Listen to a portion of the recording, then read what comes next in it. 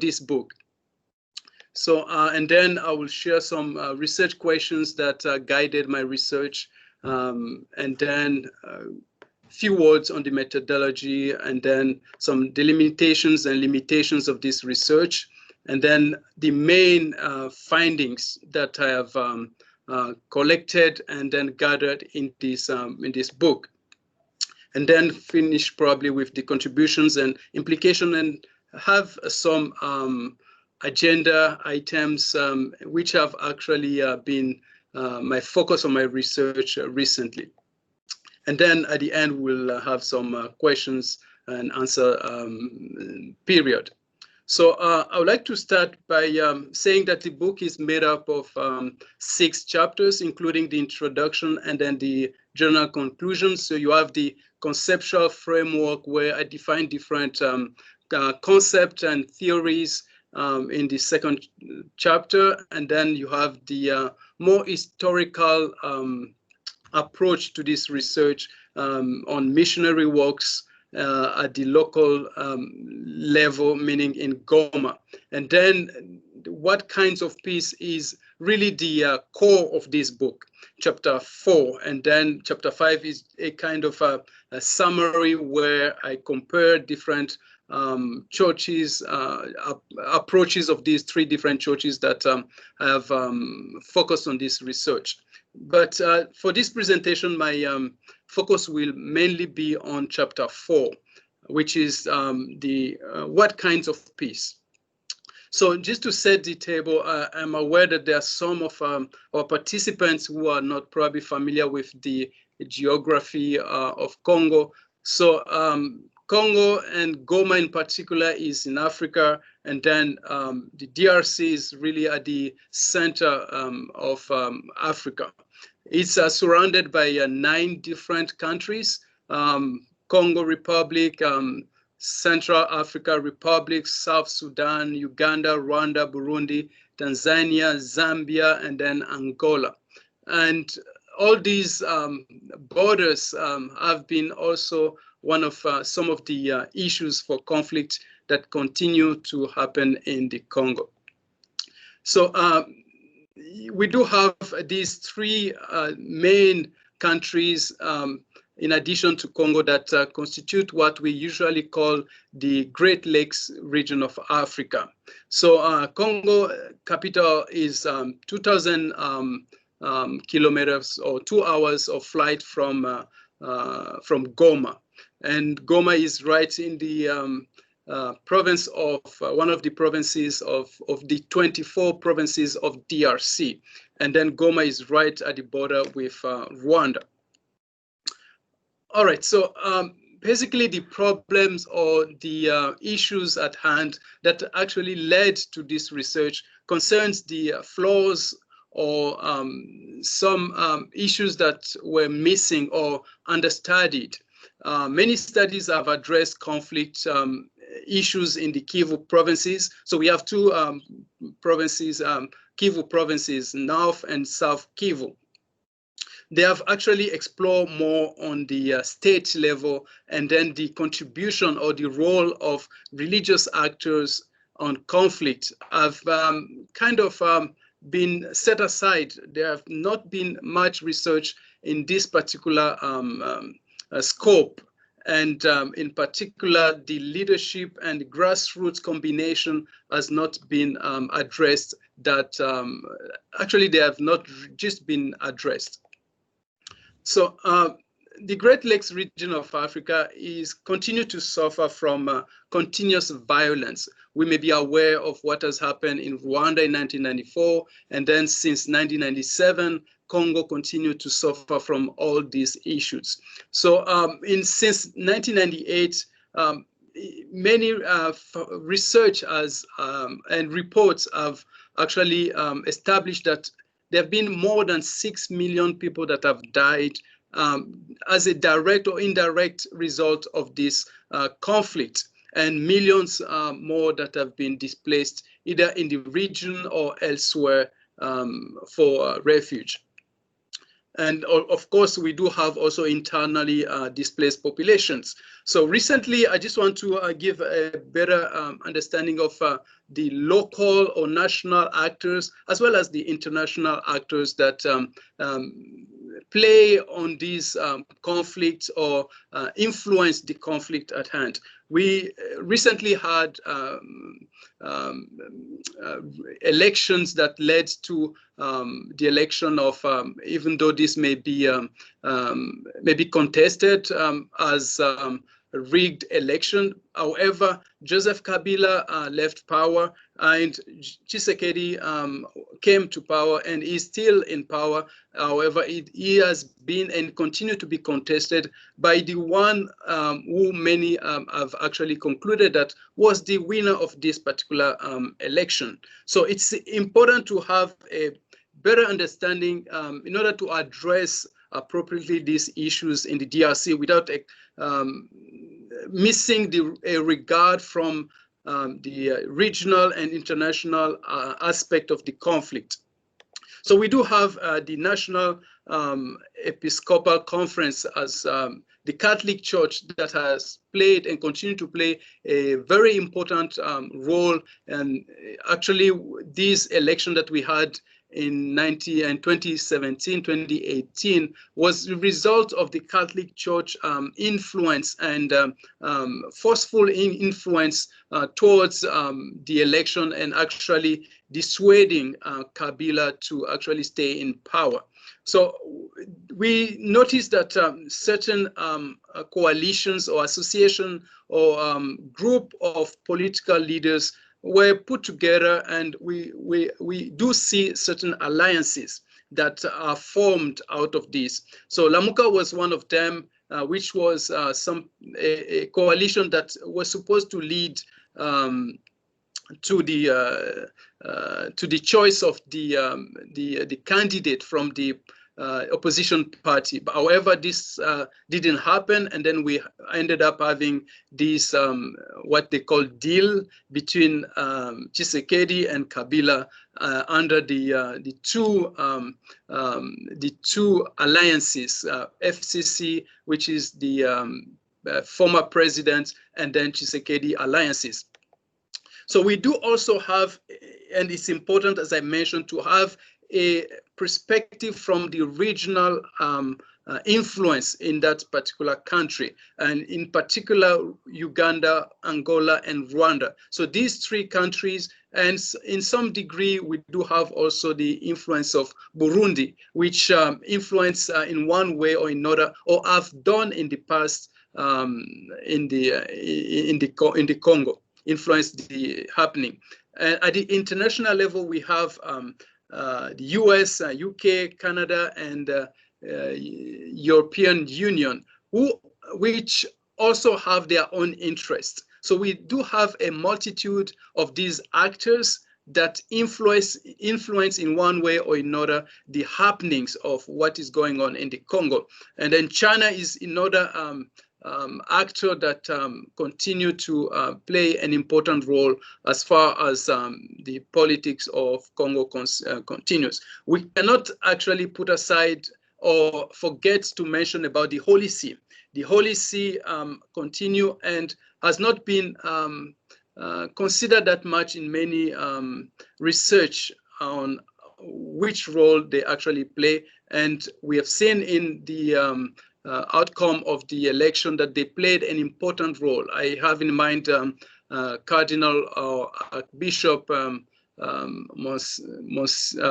Montemayor, who was in Congo and then has been recalled in at the Holy See, and then I think he's in Ecuador now. All right, so this is the stage of what has been happening. So I'll now focus on what my research is actually about. So having this understanding of the regional as well as the international perspective of this conflict, my research actually focused on three main churches.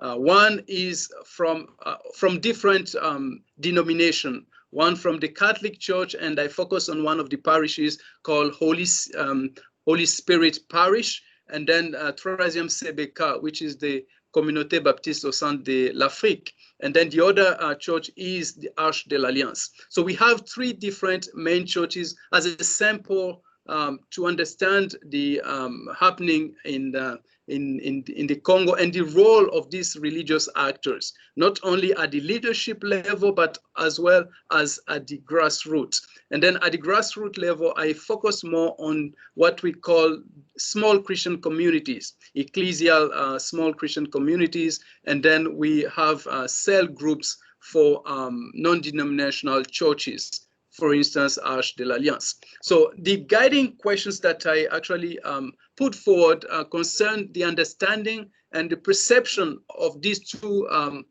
concepts, peace and conflict. How do these religious actors understand these conflicts? And how do they actually describe in their own words, in their own feeling, the conflict that is going on there? And then articulate their theology in relation to peace and even conflict. How do they articulate the two concepts in their own words or in their own context? And then what is the nature of the relationships, vertical and then horizontal relationships between churches and within churches, from the leadership to the grassroots levels?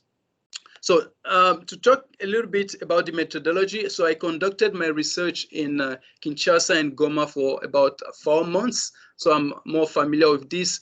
Just to give a little bit story about what happened when I arrived in Kinshasa, there was still a conflict going on. So some of my participants in Kinshasa actually tried to discourage me to go to Goma because all my data could have been found in Kinshasa. However, I persisted to go, and I actually went to Goma, which was something that I'm not sure that I can do that again, but it was worth actually going to Goma and meet all these different groups and different congregants from different church institutions. So 3 sources, I conducted semi-structured interviews with leaders. I had bishops, pastors, as well as congregants of these 3 different churches. So the notion of peace, I actually chose this this chapter as what kinds of peace, in part because of the questions that continue to reflect over what is going on in Congo. Amidst of these stakeholders, who are the peace spoilers, gatekeepers, interests at hand, both national, regional, and international, and what are the root causes from those who are actually enduring those conflicts? So it's important to have all these in mind in order to actually suggest and propose some solution or some opening or results of what may be suggested as peace outcomes. So 4 main findings that led to this research. Number 1, the understanding of the concept of peace and conflict. So members of these 3 different churches did not limit their broad understanding of peace and conflict to the traditional dichotomy of the presence and absence of war, or the negative peace as we see this in the in the scholarship. Many of my participants perceive such dichotomy through spiritual lenses, which cannot be did not really surprise me. However, it was interesting to see the way they perceive these notions that we see in manuscripts about positive and negative peace. So they went beyond that, including the spiritual aspect of this conflict. So they distinguished on the one hand what they called semblant, or we can even associate this to negative peace, or soi-disant peace, to what they call true peace. I think about St. Augustine that actually go about the same thoughts on true peace. So on the second finding related to the causes of conflict, we can't say that there is only one root cause of this conflict. We have interrelated causes of conflict. Number one was the importance of the city of Goma, in part because of the geographic location, demography of the population there, the economy, as well as the administrations. So many portrayed it as both a blessed and a cursed city. So interconnected land and natural resources issues was also one of the root causes of conflict. Some may actually call it Bulongo ya Baba, meaning the land of our fathers. They need to protect the land against newcomers or immigrants and so on and so forth. There are many literatures that actually attribute this notion. And then no kunda, no job. So I think Otese Severin share a good understanding on this notion of no kunda, no job related to peacekeepers in DRC. So we had this issue of identity. It's not just about ethnic affiliation or belonging or issues that lead to conflict, but we actually come to realize that even religious identity, they actually coincide with the notion of ethnicity. So one may actually come forward, and in certain circumstances and in other circumstances, the religious identity will be put forward. So we also see the leadership failure at the state as well as at the ecclesial levels. By ecclesial, I mean also especially the expectation of grassroots members towards the leaders of these different churches. They were expecting their leaders to, especially church leaders, to actually step up and to condemn, to denounce all these conflicts.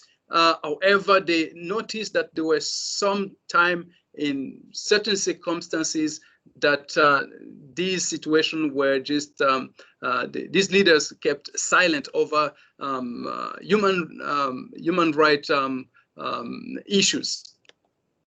So the third finding concerned the theology of peace. So conflict was or were observed as a result of the evil condition of people's hearts. For many, Jesus Christ, also called the Prince of Peace, was referred to the gateway to peace. For instance, members of the Arche de l'Alliance brought verses and chapters from the Bible saying that shalom is the root of Christianity. Therefore, we need to seek the true peace through Jesus Christ, who is the gateway to peace. We also had the relationships in and between churches. So this research revealed three kinds of interchurch relationships. Number one was the opaque kind of relationship in which there are no bridges or communication between especially leaders from these main churches. However, we noticed that at the grassroots level, there were still linkages, communications based, many explanations can be given. For instance, humanitarian purposes for actually moving from one church to another. Some were actually going to the Catholic Church on Sunday, on Monday, early in the morning, they will go to Arche de l'Alliance and so on and so forth. I also noticed competitive and rival kind of relationship where competition between these institutions were present. And chapter 5 of this book actually deals largely on this issue. And then there was still cooperation, even though this was minimal, but there was still cooperation between members of these churches. The one that I noticed, the probably doctrinal aspect led to this cooperation, especially the Protestant and the non-denominational leaning towards Pentecostalism were more close and collaborating. And I also noticed, for instance, out of my participants' witnesses, they mentioned that the Catholic Church was more cooperative with Muslim, something that I was not anticipated. I actually thought that we could see more cooperation between Christian churches, but this was something that I noticed there. So what are the contributions for this research then? And this will lead me to my the conclusion of my presentation. So two main contributions. Number one, the topic and the methodology. So one of the first undeniable implications of this study is the importance and omnipresence of religious actors, not only at the social level or socially, but also in politics. They are involved in what is going on. And this, especially the social aspect of it, was probably explained by the kind of states that Congo represents, in which that the church has actually taken over the role and the function of the state itself, in where we'll expect goods and services being provided by the church, but by the state, Congolese state, but it was more the church that was actually doing this. I'll name healthcare, schools, universities. They are all run by churches, especially in the Eastern Congo. I remember as I was conducting my research in Goma, at one point certain state employees could not be paid by the state. It was the church, the Catholic Church vehicle, Catholic Church structures that actually help the state to pay those employees. So another determining factor in the success of religious peace building and conflict transformation lie in the transformation of interchurch relationship at the social and structural levels. So the nature of these relationships in terms of local versus external is another theoretical implication of the study itself. So religious institutions need to be studied like any other social and political organizations. This is interesting because we are actually studying this in one of my courses, nationalism at the School of Diplomacy, in which we do not only observe religious organization not as non-state organization, but have an approach that may be considered as institutional. All right, so I will just go next on my recommendations for these three different churches. Some of my recommendations include ensuring a wider accessibility to documentations, which was much more difficult to have, especially the Catholic Church.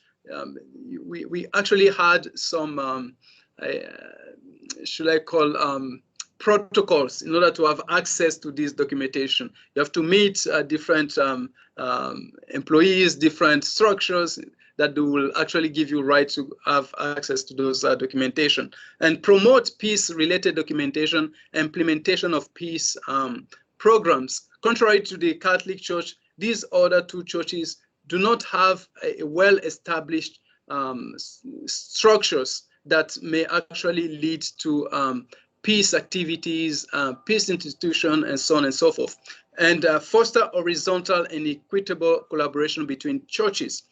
And the other thing is to develop an awareness and responsible management of ethnic composition of church leaders and their postings. So these are actually doors that open to conflict, in which we see the composition of certain leaders that are either from one ethnic group or from one background, which actually creates these doors for conflict.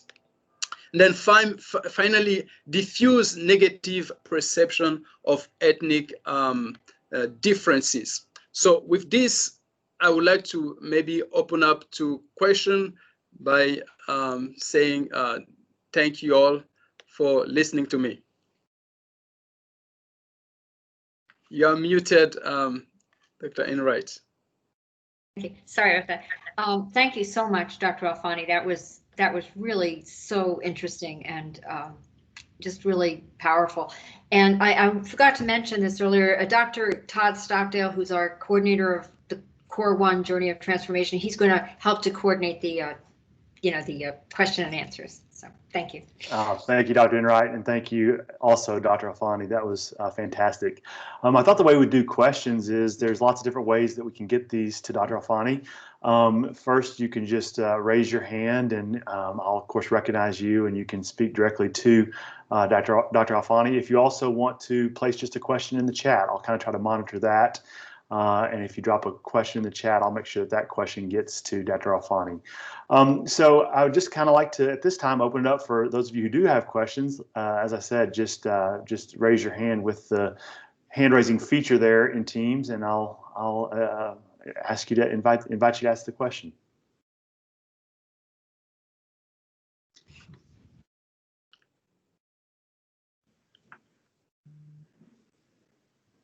Nikki. Hi, hello. Hi, Roger. I do have a question for you.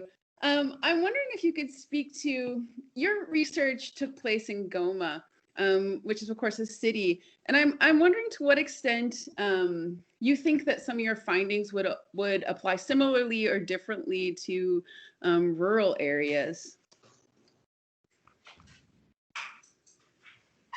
Thank you so much, Dr. Eggers. By the way, Dr. Nicole Eggers was external examiner of this of my dissertation. She's a professor at the University of Knoxville, Tennessee.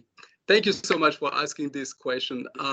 I do think that we need to be mindful of generalizing our findings, and this is one of the questions that I've always had. Can we extrapolate my findings to different places, not only in the Congo or elsewhere in the region or elsewhere? And to address your question, the rural area, I have to say that the role of the church in those places is similar, especially in Congo, where we have a state that do not, some may call actually a failed state. So the church, our churches do play the role that was expected from the state, which I mentioned earlier on regarding health issues, academic issues, and so on and so forth. So instead of actually running towards the state, which can provide, for instance, legal platform to resolve conflicts, you'll actually find that these lawyers or these state institutions or justice institution will lead this population towards the church on which they actually rely. And I can say, I could say that it's possible to extrapolate or generalize these findings towards rural area. But as a scholar, I always make sure that we have with caution. We actually do that with caution. Thank you for asking the question. Someone else. I do see some of my students here. I can recognize Jiho as well as Matthew. Dr. Stockdale, I'll let you choose which one will start. Okay, let's see. Dr. Alfani, you said who? I'm looking for the names here. Matthew. I see Matthew's got his hand up. Yes. Is it okay if I ask it in French? Yes, go ahead, please. Okay. Donc, je voulais juste savoir si vous avez la chance d'habiter dans un pays comme ça, comme Goma, si vous voulez y aller encore et habiter là-bas ou ouais, comme ça. Et j'avais une autre question, c'était pardon si mon français c'est pas parfait, mais allez-y, pas de problème. qu'est-ce que vous pensez, qu'est-ce que vous direz que donc comment est-ce que tu penserais que le pays serait si l'Église n'était pas en charge de toutes les choses comme en Goma? Excellent. Ça, c'est, I'll respond in French and then translate it in English. So, pour la première question, c'est une des tâches qui m'a toujours été posée, c'est de savoir est-ce que j'aimerais retourner à Goma, y travailler ou apporter ma contribution. Et en particulier, après avoir publié les livres en français, en anglais d'ailleurs, on me demande de les faire en français. Je dois dire que c'était un pas difficile. Après un recul, on se rend compte de quels risques on a pris. Mm-hmm. Et je suis toujours en contact avec les personnes sur place et je travaille pour la publication de ces livres en français. Pour la deuxième question, en ce qui a trait à l'absence de l'Église, quel serait l'état du Congo? Je dois dire que l'Église comble les vides que l'État congolais apporte. Et l'Église soutient ces populations qui sont laissées à elles-mêmes en raison de la faillite de l'Église. So I will just maybe for the sake of those who are learning French.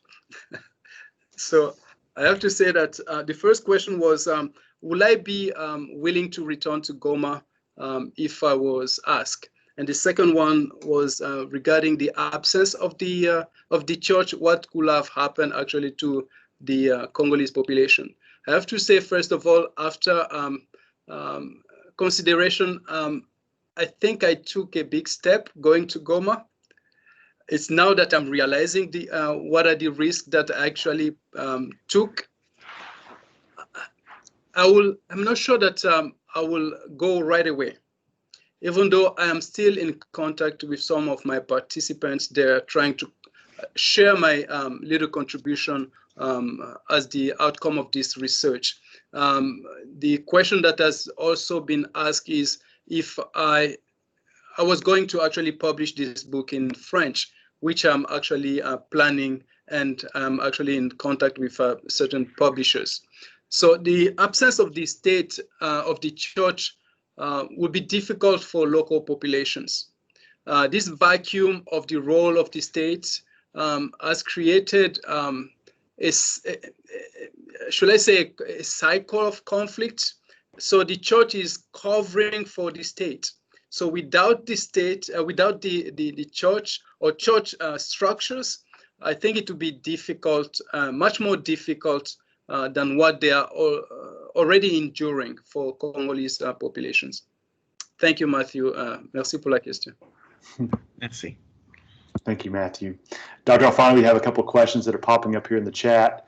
The first one is from Dr. Inez Mirzaku. She asked this: thank you very much for your lecture. I was interested to know how the peace-building process impacted ecumenical and interreligious dialogue on the ground.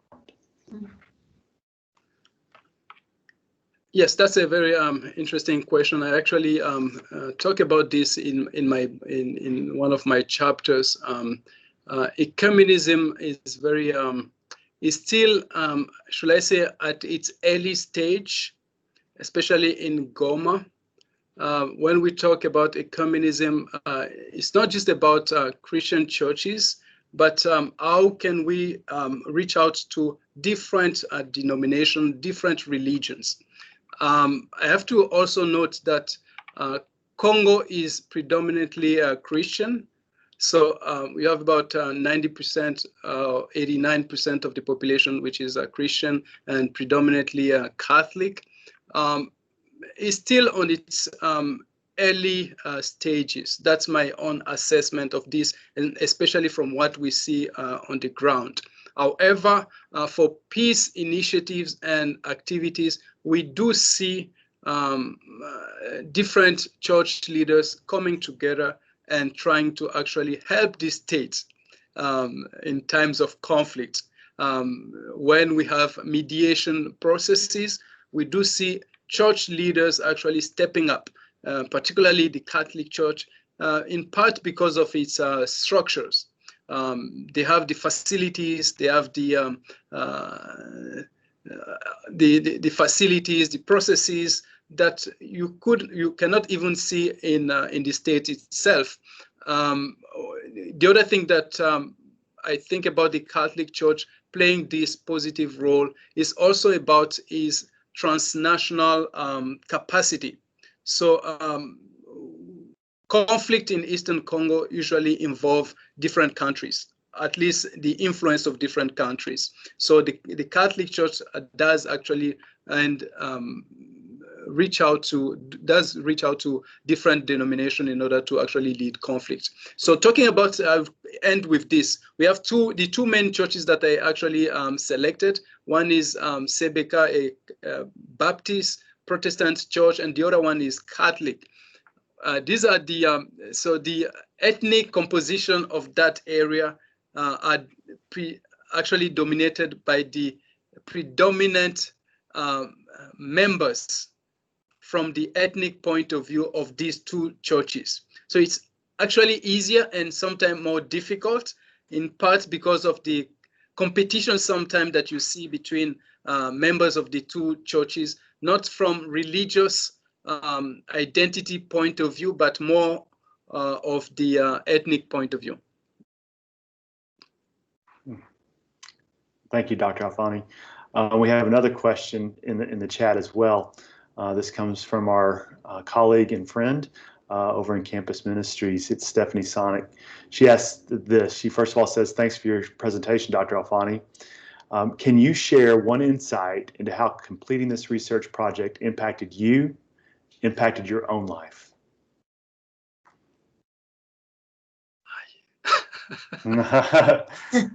Stephanie wants to make this real, Roger. That's a very emotional. I have to say that first of all, I'm originally from the region. I was really concerned with what was going on in Congo. And I was very concerned in particular because of my religious background. I had some expectation for at least towards religious actors. Why is it that there is conflict and we have Christians there?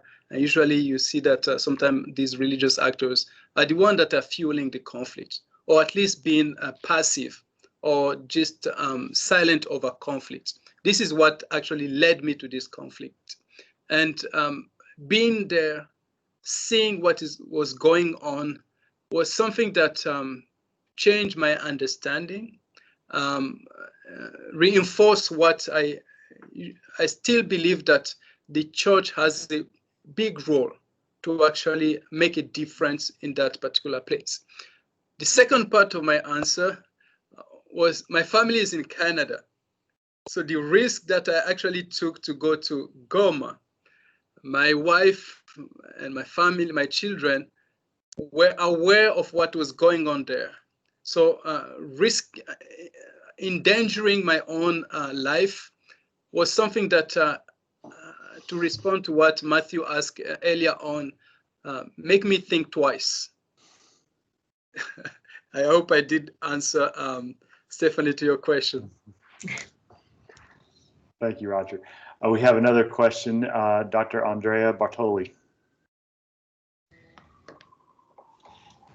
Very good, thank you. My question, Roger, is really about the role of the church and this reference you make to ethnic groups and nationalities and cultural construct. And clearly you have a situation of dynamism in which things are changing significantly. What is your assessment of this capacity, if you want, of the church to allow the differentiation that will represent, encourage, support the differentiation of each ethnic group in the context of a larger unity, in a larger context that we could name as peace?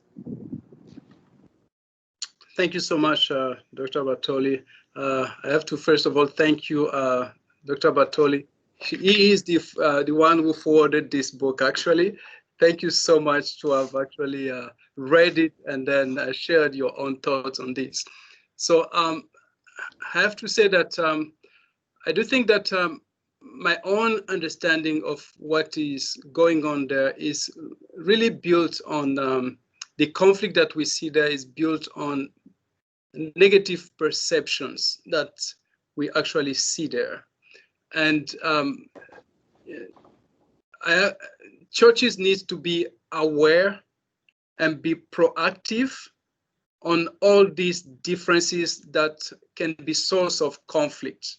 I'll just elaborate with one illustration that can probably help answer that question.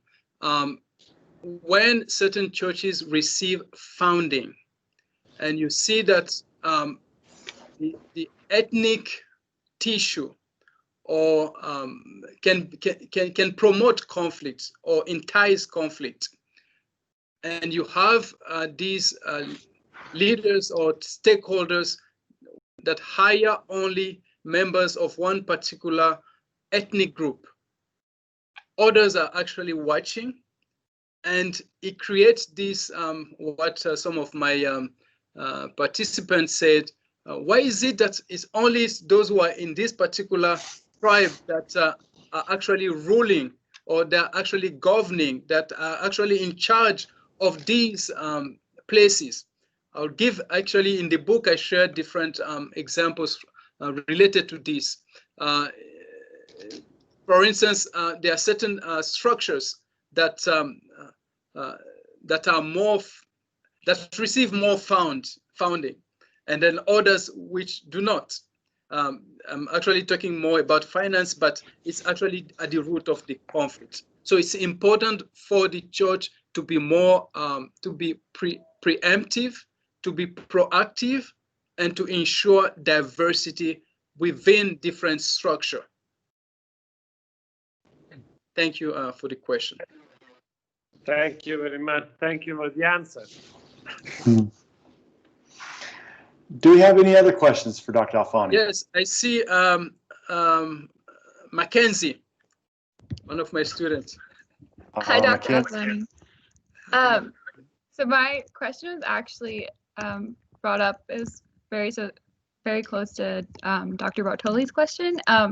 It was about your last recommendation to diffuse negative perceptions of ethnic differences. And it was mostly answered. It was just that, in your view, do these negative perceptions originate more at the individual's level, or more so as coming from the churches as institutions, feeding into it and promoting it? I wouldn't say that it's the institution itself, although these institutions are actually the platform or where these issues take place. So it's very important, especially for leaders, to take actually the steps that can actually diffuse all these perceptions that actually take place in these institutions. So I would think that it's more individual rather than institutional. However, institutions are actually the places where the field, as Bourdieu will say, that these issues actually take place, the power dynamic and so on. All right, thank you for that question, Mackenzie. Dr. Alfani, do you have any other students you'd like to hear from tonight? I don't see any hands that have been raised. Okay, okay. Anyone else have a question for Roger? Roger, I'll ask a question that was something I found interesting.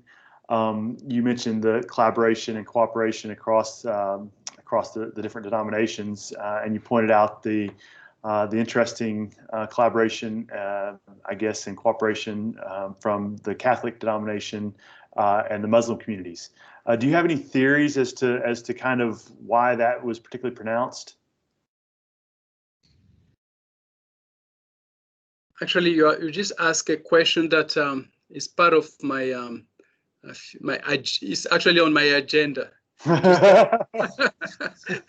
I skipped that that slide that talk about my my future research, which will actually focus on that aspect, on trying to understand how do these two different religious groups find grounds to actually promote peace initiatives.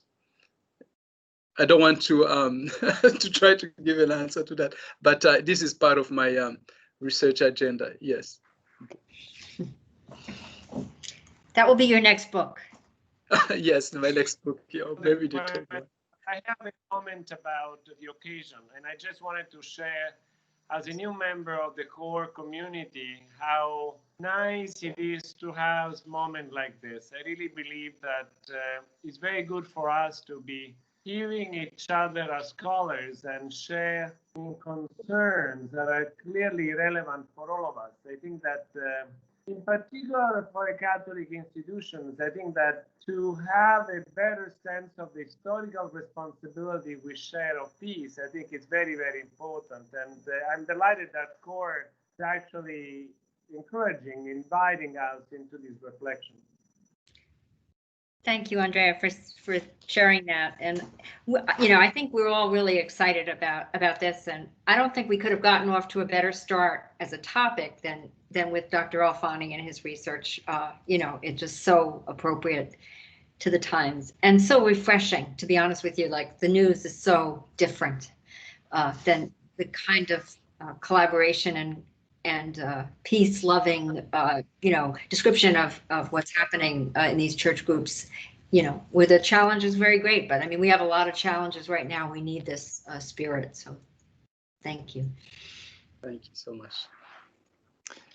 Well, Dr. Alfani, I have one final question for you. This comes from the chat. I can't quite see. Okay, I can see who's left it.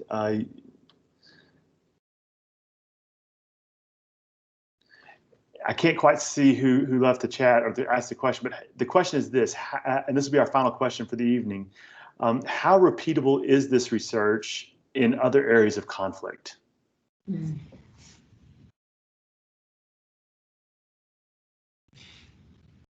Do you mind reading it again? Sure. How repeatable is this research in other areas of conflict? All right. I do think that it's important to analyze and understand the role of different actors,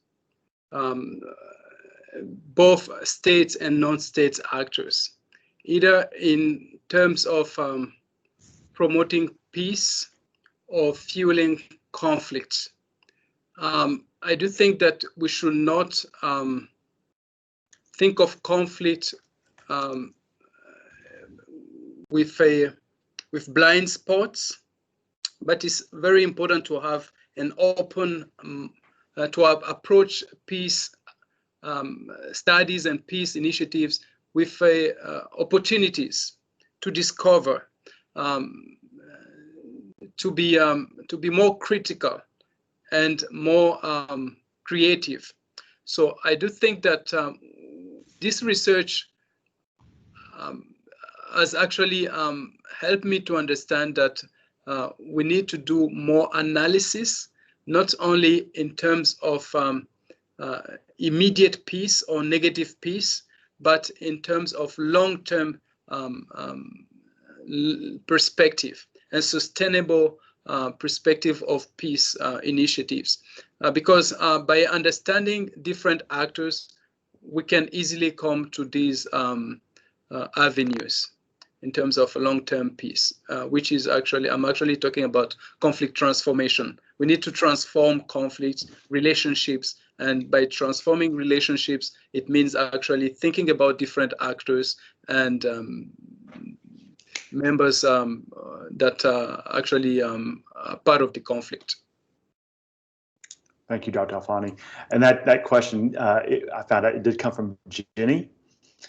And Jenny also says this. She says she was delighted for the significant progress you have made in researching and publishing this very important topic. And I would certainly agree with her. Thank you so much, Dr. Jenny Paris. She's from Canada. Wonderful. Thank you, Dr. Jenny Paris, for that. Dr. Enright, I think this kind of concludes our question and answer, and I'll just turn it back to you to kind of close us out here. And Well, me, Roger, to thank you. Well, I just want to thank Dr. Alfani and all the participants, and Dr. Stockdale for leading the questions. This has been a lovely, lovely night, and I'm kind of flying because of this. And you got us off to a great start, Roger, and thank you everybody who participated. Have a great evening. Thank you, everyone. Thank you so much, everyone. Dr. Wright and Dr.